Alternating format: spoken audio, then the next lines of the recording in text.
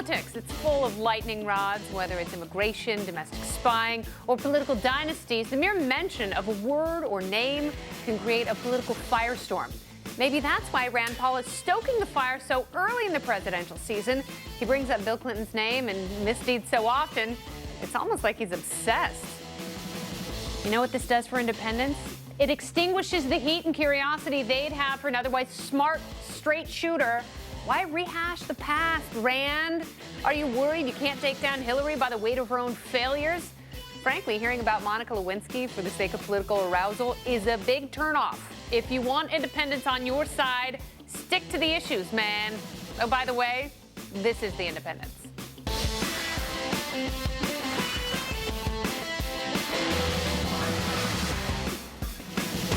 Hi there, I'm Kennedy. I will be your host this evening, normally joined by Reason Magazine editor-in-chief Matt Welch, but he is at his day job on the Reason cruise all week long. Haiti, Jamaica. Oh, I want to take you.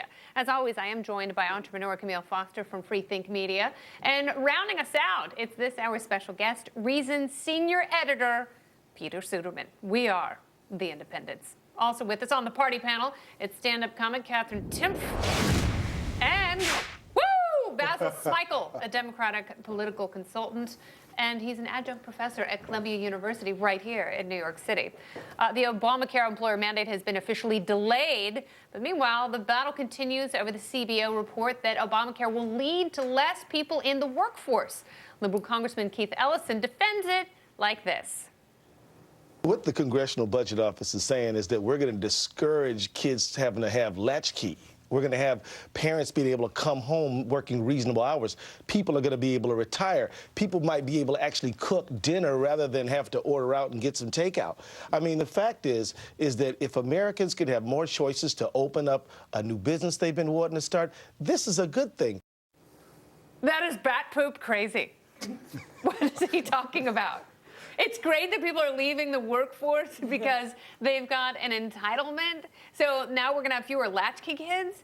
What the hell kind of logic is this ass hat working under? Forgive my language. I can't think of anything else. I can't speak to the logic, but I can tell you a little bit about the numbers here. You know, it's especially galling that this is the line coming from Democrats, given how many people have dropped out of the labor force over the past couple of years. We are at record, not just unemployment, but people leaving the labor force.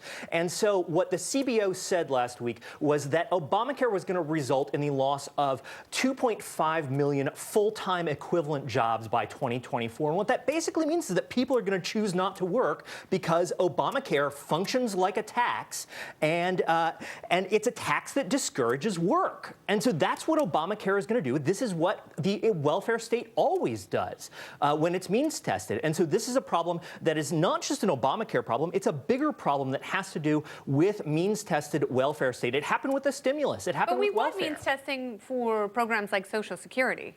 Are you saying it's a bad thing for Obamacare? It's specifically a bad thing for Obamacare, and it's something that is going to slow our growth over the years.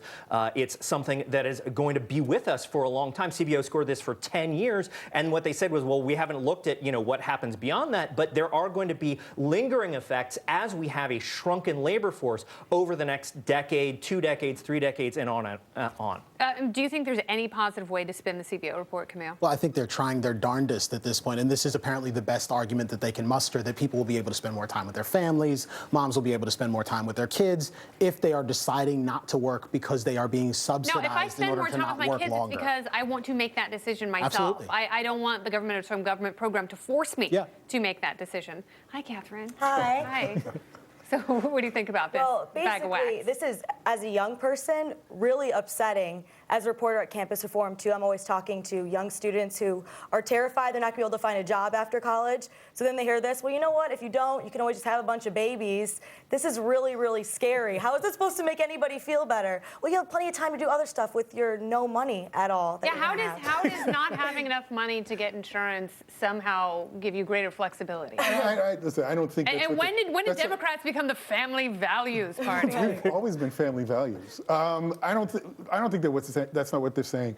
I'll take one line from the CBO report that everybody seems to be ignoring: tremendous uncertainty. Uncertainty in these numbers. That's what they said. It's going to be extremely difficult to predict these 2.5 million people what they're actually doing and why they're coming out of the workforce. That's an upgrade from the 800,000. It's great if we can sit here and try to fill the void with certain predictions about what they'll do. But I think as much as you could be right, so could that member of Congress. But you know who wasn't right? Nancy Pelosi, when she said that 4 million jobs would be created within 10 years of Obamacare's passage, including 400,000 right away. But look, I mean, that is not only uncertainty, that's an outright lie. I acknowledge that there are serious problems with this bill, and there's been serious implementation problems with this bill. But let's also be clear that businesses have been trying to cut the amount of time that workers are working. They've been trying to take workers from full-time to part-time for the last 20 years to save money on health care. You know what Obamacare is going to do? This is not a function of the bill. Forcing employers to give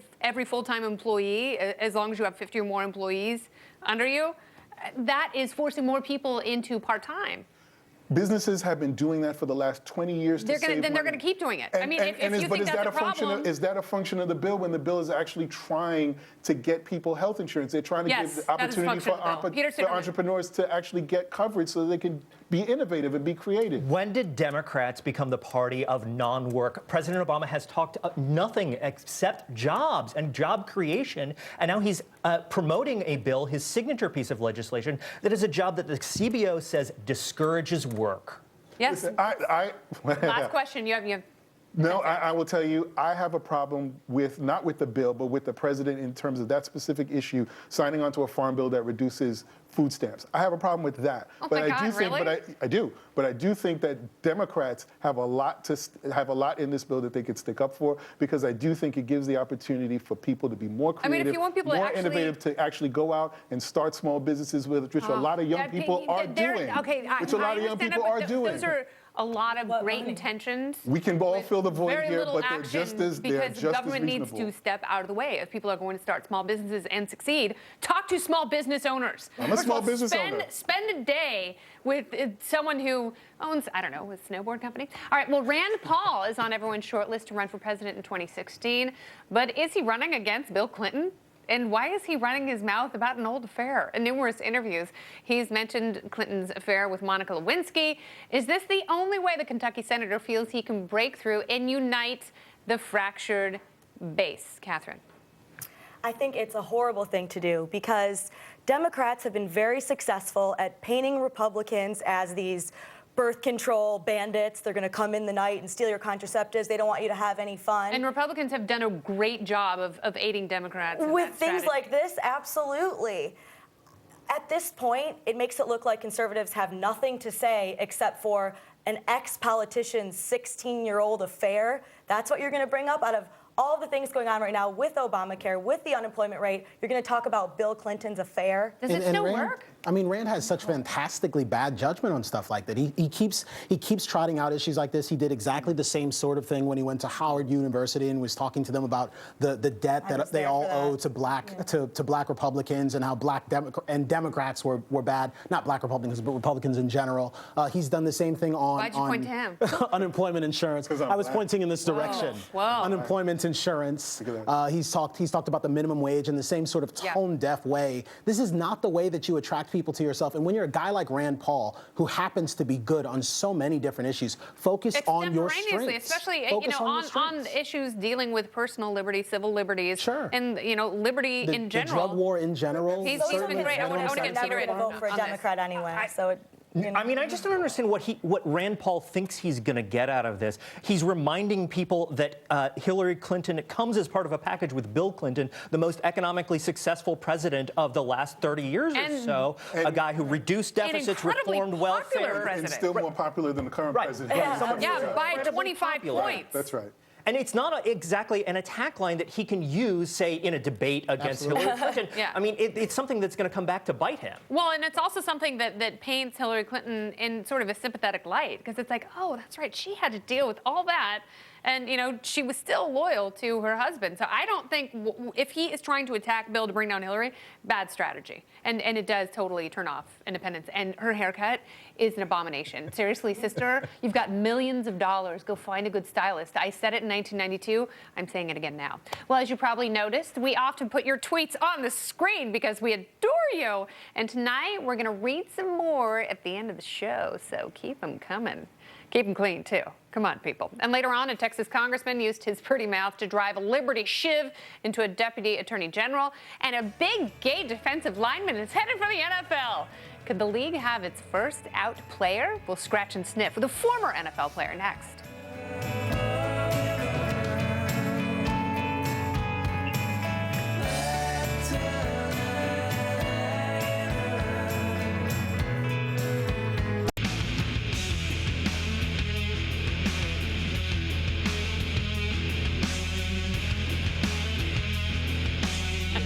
Yes.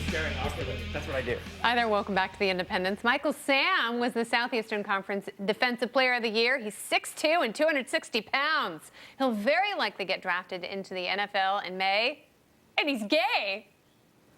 This is something that I've known for a while, but this is, to me, it's just telling another person that, hey, I'm gay, and then it shouldn't be a big problem.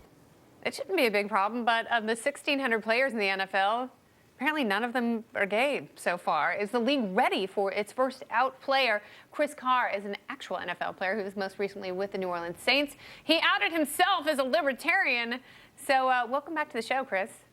Thanks for having me, Kennedy. Is there any comparing your political beliefs with Michael's sexual orientation? I'm not asking you for gay. I'm asking, is there a similarity between being a libertarian and being gay? No. In the locker room. No, definitely not. I think people are going to be more receptive to a libertarian than for a homosexual. All right, and does this diminish his chances of getting drafted either because of the fact that he's come out as a gay player, a gayer, or will teams not draft him because he brings too much visibility and drama, like Manti Te'o had a hard time getting drafted and eventually went to San Diego? Yeah. I mean, teams are definitely going to be concerned. GMs and head coaches, they definitely don't want any distractions on their teams. And so they're going to look at his physical capabilities and mental capabilities on the field first and foremost. Then they're going to see how he gels with the team. They're going to say, okay, do we have a veteran team that we think is going to be able to handle this? And so if he's a player that's on a bubble, like, well, we might draft him, we might draft somebody else, but we don't really have an old veteran team and we don't know if they're going to be able to handle the media scrutiny, then I think in those circumstances it might hurt him. But I don't think it'll be a circumstance where he was projected to go first or second round and he ends up going fifth or sixth round. I don't think it'll be one of those. I think he might slip a little bit because of this, but it might not make any difference whatsoever. Yeah, and Chris, this is Camille. I wonder if you could talk to me a little bit about the locker room, the climate in the locker room, which there's this perception that the locker room is a testosterone-fueled place, that there's all sorts of politically incorrect banter that gets thrown around, and hazing, reports of very serious hazing where players are sometimes forced to dress up as women. Do you suspect that there will be some issues encountered when he enters an NFL locker room, or do you think that the players are about ready for this? I think the players are ready for this. I think there are some players that aren't ready for this, but management's going to come down really hard. I think whatever team he goes to, there's going to be a talk about it, and the head coach is probably going to stand up in front of the team and tell them that, hey, you better treat this player well, because they don't want any distractions. Because they know it's not only going to be sports media that's going to be around them, it's going to be CNN and all the other cable news channels that are going to be scrutinizing his every move. I like to compare it to a Tim Tebow situation. Tim Tebow had a lot of people paying attention to him that had nothing to do with football. And so whenever you have that much attention on a team, I think the coaches and the GMs are going to make sure that, hey, there's going to be no harassing, and we don't even want any jokes about it, because we don't want anybody to misconstrue anything in the locker room and have a potential distraction for the football team. A lot of the focus has been on how the teams are going to react to this, but as you've said, the teams, can manage themselves. The coach is going to tell the players, look, this is how we need to play this. We need to be respectful here. But I'm curious about how you think the fans are going to react. How are fans going to react to having the first openly gay player in the NFL? Is that something that's going to be controversial? Is it something that could potentially hurt a team? I don't think so. I think the hometown fans, whatever team he goes on, they just want him to play well. That's all they want. I think if he doesn't play well and doesn't pan out to be as good as player as they think he should be, I think you might have some vitriol and you'll have some fans saying some unsavory things. I've heard fans say a lot of bad things about players that don't play well. I hope you die. I hope your kids die. And you hear a lot of nasty things when it comes to the fans. And going on the road, too, you might hear some of that, but I think it won't be very much that type of talk. So I don't know. We'll see. I don't think it'll be too much of a problem for him when it comes to the fans. I just think for him, just getting adjusted to the NFL is very difficult, and it's just something that he has to think about, and he's going to have to deal with. He's going to have a lot of questions to answer, and so I think that's going to be the most difficult part of him, is getting adjusted to the NFL, and it's just something extra for him. And so I just think it's very courageous what he did, because he's going to be known as a gay football player, and that's a lot. There's a lot of extracurricular things that come with that. Ah, well, if he does it right, absolutely. Chris, thank you very much for being on the show. Come back and see us in New York sometime. Thank you. All right, very good. Well, later on, we're going to find out how tasty giraffe meat can be, and Camille has some surprising views on cockfighting. But next, a congressman takes on the NSA. All this information has collected us one criminal case? Is that what you're saying, that you know of? This is The Independence, where we nibble on liberty like it's a Vienna sausage. Ted Poe is an outspoken congressman from Texas. He's a judge, so he makes and he knows the law very well. He recently went head-to-head with Deputy Attorney General James Cole over the NSA. So we have this vast metadata collection on Americans, and the reason is, we have to seize this information or we're going to all die because of terrorists.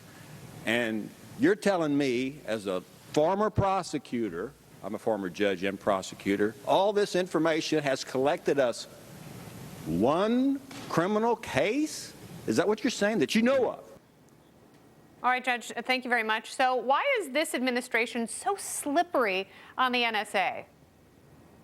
Well, I don't know why they are. They, first of all, as I mentioned in the questioning of Attorney General Cole, that the justification is that there's some bad guys out there, and this is the only way we can catch them, is to collect all this information on Americans and hope we'll get a bad guy or two.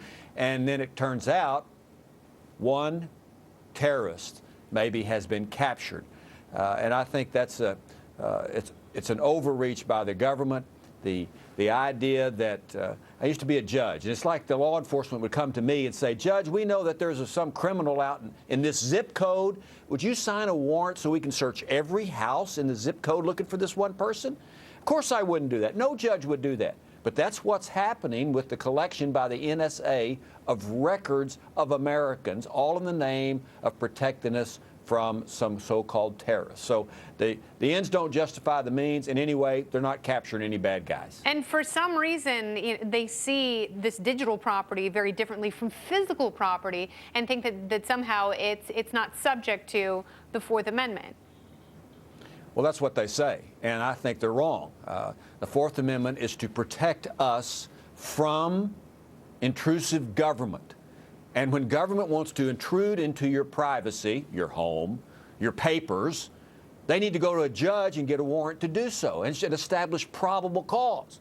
None of that's happening. They just say, well, we want to seize all these records. They send out a memo, secret memo by a FISA court, and these records are seized. It certainly violates the spirit. I believe it violates the written word of the Fourth Amendment. Government cannot do this. This is why we have the Fourth Amendment, to keep government out of our lives unless they have a warrant. Now, Congressman, there's so little that we know about these programs, but what we have heard about are the NSA working with the DEA, for example, and handing them information to help them make cases, which the DEA then goes and tries to obscure the fact that they got this information from the NSA. We also saw some stories today about this metadata being used to locate targets for drone strikes. Are you concerned about actual abuses that are happening right now with these programs? No question about it. We cannot trust government. That's why we have the Constitution, why we have the Bill of Rights. No government can be trusted. And this particular government especially abuses the power it has to intrude into the private lives of Americans, all in the name of security. And they use this idea of security. Well, give up your liberty and we will make you more secure. We will capture some criminals. And of course, I believe that violates the Constitution. I think it's abuse of power. And just think, we would not know about this NSA spy, the National Spying Agency, if Snowden hadn't have been telling us about it. This would still be going on, and we would never be aware of it unless this information came from this source. So you're not the only one who has questioned the constitutionality of these surveillance programs. The Privacy and Civil Liberties Oversight Board recently put out a report. This is a government board, and they put out a report saying that these programs were unconstitutional and they should be stopped right now. But when President Obama gave his speech last month, all he said was basically, we're going to tweak these programs around the edges a little bit. I mean, what is it going to take for President Obama, for the administration, to start winding these things down, to actually take these issues seriously? Well, I don't believe the president's going to do that. He said that we'll get back with you. We're going to fix these problems. We can't rely on the administration. We can't rely on government to fix government spying on Americans. Congress needs to weigh in on this. We got to go right back to the Patriot Act. Look at Section 215 as a good start to do that, maybe even abolish Section 215. And there are many other examples. For example, emails. Many Americans do not know that after 6 months, an email stored in the cloud, government can come in without a warrant and without your knowledge and seize your emails that are stored on some server somewhere. Of course, I have legislation, and it's sponsored by many other members, that we're going to correct that. You need to have a warrant. So government's gone wild. It's gone out of control. It's spying on Americans. It reminds me of the time I spent in the Soviet Union back in the 80s, where government was totally intruding in the lives of those Russian citizens. And it seems to be that's what our government now in 2014 is doing in our private lives, intruding, violating the spirit and the letter of the Constitution. Well, certainly, and this is an issue that resonates with independents. Why are you still a Republican? Why not become an independent? Well, I'm a libertarian. I'm a conservative. I filed as a Republican, so I'm going to be who I'm going to be, especially when I vote and say what I believe. But I certainly have that libertarian heart, and we're finally finding that there are more and more libertarians in Congress as well. All right, Congressman Ted Poe, thank you very much for taking the Thank time. you. Absolutely, and maybe someday he will be an independent. Who knows? This is the independence. Dennis Rodman poops his pants and gets booted from North Korea. How dumb is Starbucks? And could these be the last Winter Olympics ever? The topical storm is next.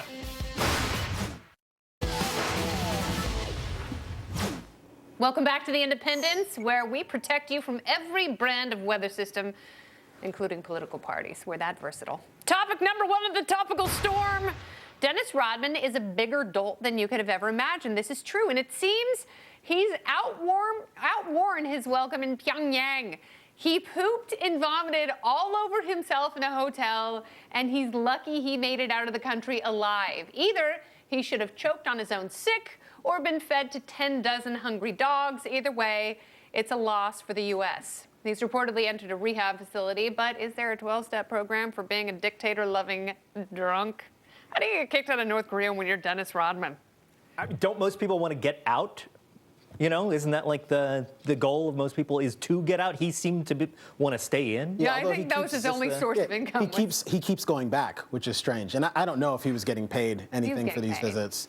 I don't want to talk about Dennis Rodman anymore. I've already gone out on a limb for this gentleman. You love Dennis Rodman in basketball diplomacy. Dennis Rodman wants us to talk about Dennis Rodman. Yeah, perhaps. Yeah. I mean, that's a bummer. When you evacuate your bowels and vomit in the lobby of a hotel. And then you are evacuated from North yourself. Korea. Yeah. Somehow, I'm not sure that's the last time we'll talk about defecation on the show tonight. Tonight? That's Really? great. Yeah. Is there more? It's coming back. I don't know. What's next? Hot talk. All right. Topic number two, homeless people. They are as ubiquitous as Starbucks, and they sometimes are very sleepy. One guy started a Tumblr page showcasing photos of people snapping their pictures with passed out hobos in the background. This is so messed up. Just because you're free to do something, does it mean you should? No, this is distasteful and sad. I thought they were. And you should stop it. Taking kids. pictures with homeless people, like, oh, that's so cool. Like people are keeping it No, if they were actually Real. paying these folks to take pictures with them, then that Yeah. would be one thing. The You good know? news Or is that offering at least it's a job. friendship. it'll all be over soon, you know, like the Macarena. Yeah. Well, I don't suspect this is actually a thing. I mean, we know that there are always these. It's the same guy who had items that selfies crop at up. funerals. Yeah, this is like the knockout game, not actually a thing. There's a whole There are only Tumblr So of many it. people doing it. Yeah, a Tumblr with what? I don't know how many posts. No, I think you may be I right. prefer the Tumblr page that planking of focuses on 2014. John Hamm's Uh-huh. ham, because he's a meat lover. Topic number 3. Starbucks is as ubiquitous as homelessness. And one LA art gallery is parodying the coffee giant using their name and logo and even their drinks and products, but they just slap the word dumb in front of everything. They say they're protected by fair use and parody laws. Are they outright stealing, or is this the greatest prank of all time? Dumb Starbucks. How amazing. Well, you know, at least Starbucks appreciates the humor. That's what they said in a press release, a statement about this. You know, we appreciate the humor, but you're not allowed to do this. I mean, it strikes me, though, that like Starbucks should probably just sort of go and ignore it, because otherwise they're But what just if dumb giving these Starbucks folks... pop up in every city across the land? So I suspect that's probably not going to happen. But they are serving coffee and chai tea lattes and all sorts of other things. If I passed a dumb Dumb chai tea Starbucks lattes. and I had to choose between a dumb Starbucks and a Starbucks, I'd probably choose Starbucks proper. Just me. It's just me. Such a sellout. can't help I thought you were more of a punk rocker, Camille. No. Topic number 4. The International Olympic Committee made the brilliant decision to hold the Winter Games in a subtropical city. And now one climatologist/alarmist is saying there will be no snow left by 2100. He says of the 19 cities who have hosted the Winter Olympics, only 6 will have enough snow to host the Games in 84 years due to global warming. Are winter sports doomed, or is this guy full of hot air? I'm from Florida. I grew up waiting for the beginning of snow. I'm really sad about the end of it. Yeah, you didn't even get the beginning. You just got hosed out of snow. And it seems like his concern is primarily that we won't be able to have ski resorts anymore, which I'm not sure if that's true. Apparently there are thermal blankets and all sorts of things that you can use in a place like Sochi to create snow. It's somewhat dangerous, but so be it. That's what You they're can doing. ski. They've got like 84,000 snow-blowing devices. Amazing. And Wonderful. as the wife of a snowboard manufacturer, I pray to the sweet baby Jesus that there's snow forever and ever. Amen. Later on, 2 words: cockfighting. And next, Alan West joins us for an honest and spirited immigration discussion, only on The Independence.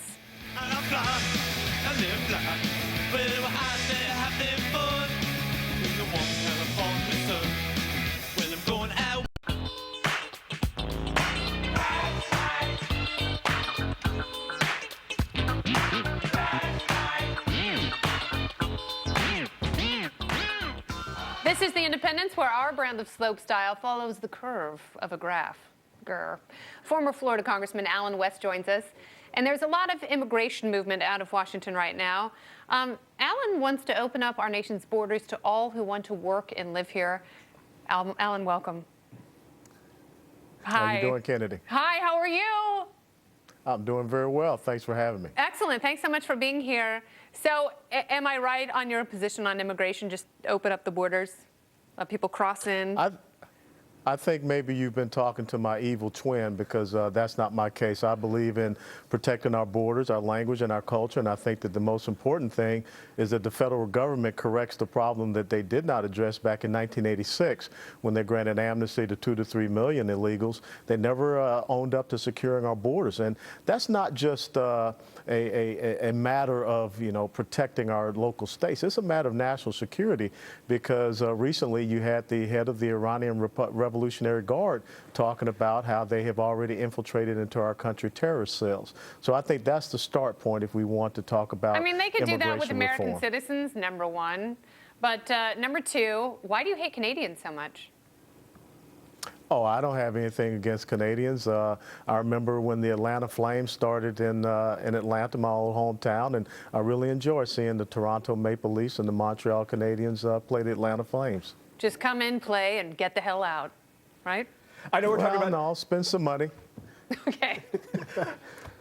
I know we're talking about immigration here, but I actually want to bring this back to a favorite subject of mine, which is Obamacare, and where a lot of Republicans are really skeptical, rightly so, about the federal government's ability to manage a project the size of Obamacare. But how do you be skeptical about that and not skeptical about managing the border, about running a program as complex as E-Verify? How do you think the federal government would, just do it on a practical level? Good point, Peter.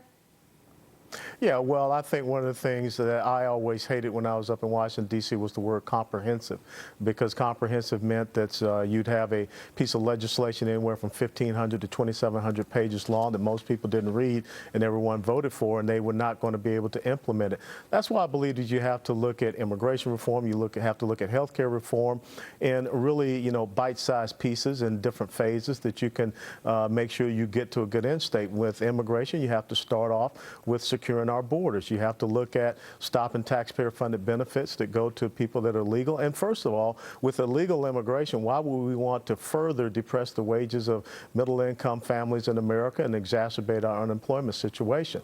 When you look at health care, I don't know why we did not start off looking at tort reform. That's a very important thing, how we can have free market solutions as far as dealing with insurance. You on the significance of tort reform, but we'll do that on another day. Just talking about immigration narrowly, it seems really strange to me. You talked about us defending the English language, for example, but there are strong indications that assimilation is still happening at a rate that is consistent with the way it's happened in the past, that immigration from the southern border, for example, has actually slowed down pretty substantially in recent years. I don't know that there's actually a great deal of reason for concern, and it seems to me that if you actually made it easier for guest workers to come across that border legally, that it would be much, much easier to actually police the border and do something about all the security concerns that are supposedly there. When I hear Congressman Boehner talk about the widespread doubt about whether or not this administration could be trusted to enforce the law, it seems incredibly disingenuous to me, given that this particular president has done more to deport people than anyone who has held the office before him. That's a good point. And it'll be 3 million by the end of his term. And you were saying that, 3 million people have come over the border, and I'm assuming you mean the southern border. Well, let's first of all understand that when you peel back the numbers on these deportations, they're also including people that they turn around at the border as part of these deportation numbers. And when you talk about the president being disingenuous as far as cherry picking which laws, let's remember that just 72 hours. Well, no, Mr. Boehner was referring to the president being disingenuous about cherry-picking which laws he will enforce. Let's remember that just 72 hours ago, the president unilaterally changed the immigration law as far as how we're going to deal with people who have provided limited material support to terrorists as far as them seeking immigration status and also asylum here in the United States of America. So that's a big concern. We don't want to see a bunch of Sarnievs running all around this country. All right, Alan West, thanks very much for joining us. Thank you. All right, we'll see what happens with this immigration fight. And speaking of fighting, cockfighting giraffes. It's a brutal world. It's the Independence. My mind is yours to enjoy the shining. I'm inclined to get more than just a piece of my mind and love. See, this is all to be above, yo. Right about now, my mind is yours and your mind is yours. For we gain over laws, whether accept the reject, perfect the defect, turn up and rewind and turn down and eject. The point is, you're free.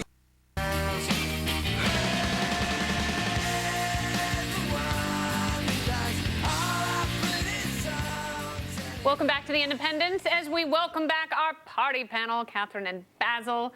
New York police, they have just broken up a cockfighting ring. Good thing I included the word fighting in there, otherwise I would have gotten a strongly worded memo from Kevin McGee. I love you, Kevin. Thousands of birds were cuffed and rounded up. So much for the end of stop and frisk. How barbaric is the sport of cockfighting? Suderman, over here. It's totally barbaric, right? Yes. Totally barbaric. It's awful. And it's incredibly, I mean, oh, that's what I got for you. You've got roosters who are in cages and they strap razor blades to them and then they fight to the death. These poor birds. Razor blades? Have you not heard of cockfighting? I have, but I'm sort of in the pristine mode of cockfighting, if there is such a thing. A pure form. A pure form. Yes. I'm not for body armor on my roosters. It's more elegant. Roosters and Kevlar, yeah. Yeah, Kevlar. It's horrible. I can't imagine that. How did all of this go undetected for so long? That's my question. That's a big party. It's horrible. I guess the Department of Homeland Security was involved in the raid, though. I don't really know how it's a national security threat. I'd be kind of interested to know just what, maybe they should, you know, they have a lot of important things to there do. are a lot of Latino cultures. Making sure I don't bring vitamin water on the airplane. It's a subculture within many Latino communities, so there you go. That might be your answer. Camille, should cockfighting be illegal?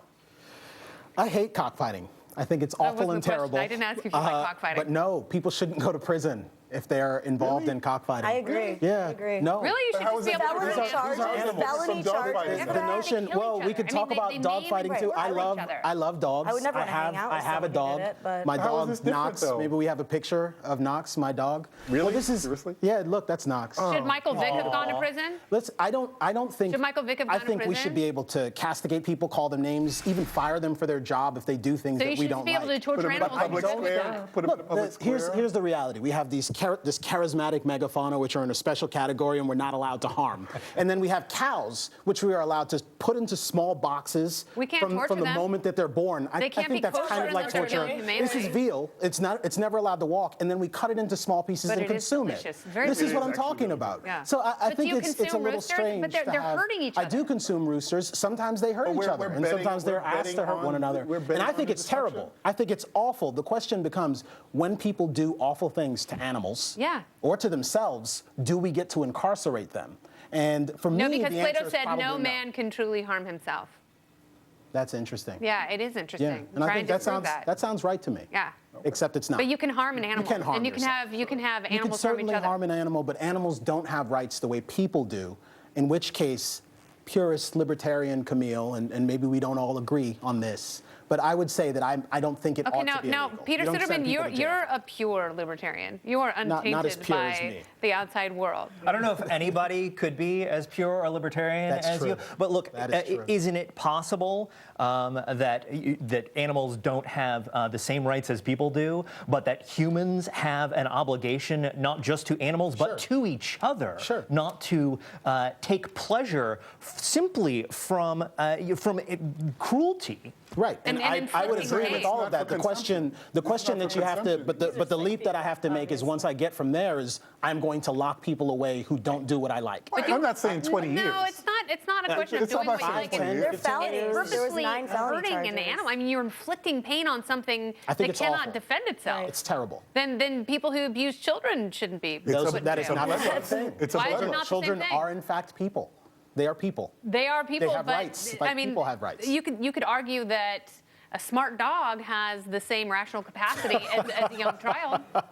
Perhaps. As a Perhaps he 3-year-old. has the same But rational capacity. in but your he's not, world, but he's not a we he's can not hurt a dogs. person. Like we're good. Like Michael Vick, he's super I don't cool. want this to happen. I'm not suggesting that. You just and don't I'm want people suggesting that locked up for it. I'm suggesting that even in a world where it's illegal, it You should happens high five anyways. people. I don't want that. I don't want to be a bad guy. I love dogs. I love my dog. Well, I feel bad. Look, I feel social- bad now. Well, our dogs can fight then, and none of us will get in Yeah, trouble I for would it. like. This is what I want to do. I want to take my roosters and strap razor blades to its body and let it loose on your dog. That would be How happy would you terrible. be? I would be Camille? How happy miserable. would you I don't be? want that. Of course you don't want that, and you would want my ass thrown in jail. Exactly. I would never Because want I'd be you a to be- bad person, and I have given up some of my rights by hurting animals. Ooh. Look, you're okay with social pressure. I am totally fine with that. But you're not okay with Throwing people in jail. collectively saying, Using which I mean, force. so if So you everybody want- says this person is awful and we should get rid of this person, we should, So we can put them in the This is- town look, square I'm and throw making- tomatoes at I'm them all making day. I'm making a rather difficult argument. It's not the hardest argument in the world to make, but at the end of the day, for me, I want to apply the law consistently. We give these sorts of rights to people and children. So we can not just hurt to animals and have We do it. We no eat them. recourse at all. We consume them, and I'm not mad at you. But that's for the steak that we sustenance ate as earlier. opposed Can to I eat your entertainment. dog? Steak was delicious. Can I eat your dog? No, that's my Can dog. I eat your dog? Property. My property. My dog. I love him. Chattel. I love you, Knox. He's at home. He's not watching, but he's at home. Those roosters, they belong to I don't think me. you love your dog. Wow. The dork off is coming. Who is a bigger nerd, Peter Suderman or Camille Foster? We'll put comics and zombies to the test. There can be only one. Stay with us.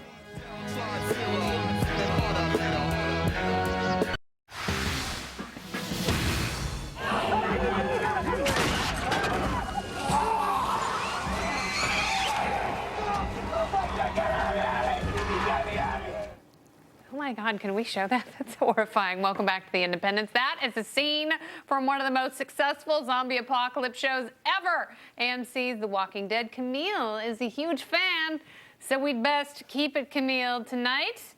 All right, so I can't watch the show because it freaks me out. It's very scary. It's sometimes. so scary. Yeah. It's so realistic. My wife watched for the first time last night. Though. And what'd she say? She enjoyed it. She enjoyed it. Bless her bones. Yeah, bless her bones. It's too much. But I thought it was appropriate for us to talk about this because we had the season premiere, the half-season premiere, 4.5 of The Walking Dead. This show, it takes like a 2-week break, and then all of a sudden they're back with the new season. I've never seen a show like this. Look, this is the last great property that AMC has. I know that they're going to be losing Mad Men pretty soon. They are milking it for all it's worth. They wanted to give it to us around the holidays, so we had something to watch. The show is phenomenal. I think it's great. It is not as good as the comic book, but my love for the comic book I got from a gentleman who is seated with us, Mr. Peter Suderman. Yes, and all of a sudden I'm surrounded by 11-year-old dorks. I wanted us to discuss this great, this great work of fiction, this literary accomplishment here because it's very important. It's deeply meaningful. It's the best comic book in years. It's, I really think, much better than the show. It's much scarier. Was it around before the show? It was around for years before the show. It's actually, interestingly, in black and white. If you see the pages here, you can see it is not in color. Wow, I've never seen its equal. It's old school. It's really cool looking.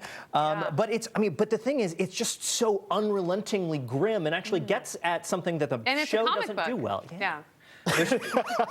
I'm a big nerd. Yeah. Really? You're totally disproving that. He may, in fact, be a bigger nerd than me. I read mine on my iPad. I get it on a monthly basis and read it on my iPad. He still has to get this. Do you have it sent to your home? And does the centerfold, I the pages big, stuck together? Fat All right, well, we collection. asked for some of your tweets earlier in the show, and here are some of the good ones. The government can read anything you store on the cloud after 180 days. Congressman Ted Poe wants to reform this. Do you agree? Jessica Thompson tweeted, yes. Hashtag stop the NSA because I value the Fourth Amendment's protection of my papers and the rule of law. Lindsay, all right, ladies, I love it. The ladies are chiming in. She tweeted, I miss when I could look at a cloud and it could be whatever I wanted. Now the government controls the clouds. It's very sad. Constantine tweeted, goes against a cornerstone of our rights as citizens in a free society. Due process. Then again, what doesn't these days? Amen, Constantine. It makes me sad. Well, whether you're a zombie or a dynastic despot, if you're going to triumph over mankind or become president, you'll have to appeal to independence, whoever does that best. Mark my words, you will win the White House or you'll eat my brains. Go to our webpage for our saucy after show, foxbusiness.com/theindependence. For Peter Suderman and Camille Foster, I'm Kennedy. Thanks for joining us, and good night.